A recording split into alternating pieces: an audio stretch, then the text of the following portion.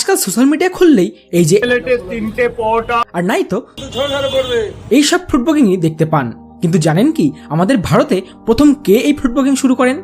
তখন অবশ্য এই ফুড ব্লগিং মানে ছিল এটি অভিনব চিন্তাধারা, আর যিনি এটা শুরু করেছিলেন তিনি ছিলেন তৎকালীন এনডিটিভি ইন্ডিয়ার সাংবাদিক বিনোদ দুয়া, যিনি 2001 সাল নাগাদ এই এনডিটিভি ইন্ডিয়ার তত্ত্বাবধানেই প্রথম ইলেকট্রনিক মিডিয়াতে জাইকা ইন্ডিয়াকা নামে একটি টিভি শো পরিচালনা করেন, যেখানে তিনি ভারতের কাশ্মীর থেকে কন্যাকুমারিকা পর্যন্ত বিভিন্ন দোকান, ধাবা, এমনকি বিভিন্ন ঐতিহ্যবাহী স্থানগুলির বিভিন্ন সুস্বাদু খাবারের স্বাদ নিতেন এবং ভারতবর্ষ সহ পৃথিবীর নানা মানুষের কাছে সেই খাবারের স্বাদ এবং সেই জায়গাকার বৈশিষ্ট্য তুলে ধরতেন।